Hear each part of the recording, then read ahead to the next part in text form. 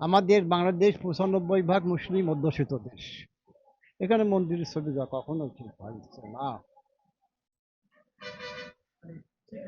না, ঠিক হচ্ছে না। স্মৃতিসৌধের ছবি দিক, সুপ্রিম কোর্টের ছবি দিক।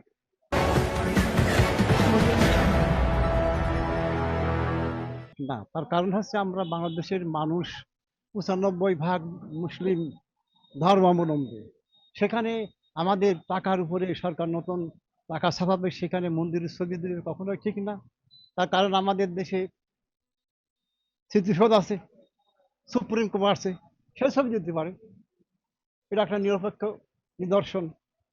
কিন্তু এটা তো কখনোই সঠিক বলে মনে হয় না যে মন্দিরের ছবি দেবে। এ কেমন কথা?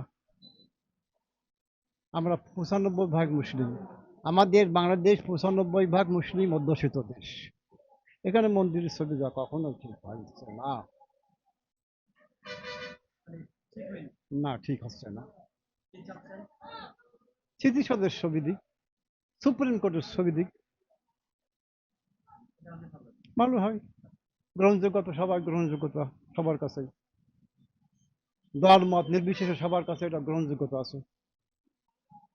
এটা বলা তো আমার পক্ষে ঠিক না। এটা কারণ আমরা তো রাজনীতিবিদ না। তবে নির্বাচন একটু দ্রুত হয় ভালো। তার কারণ অনেকদিন থেকে সঠিক নিরপেক্ষ নির্বাচন জনগণ দেখেনি।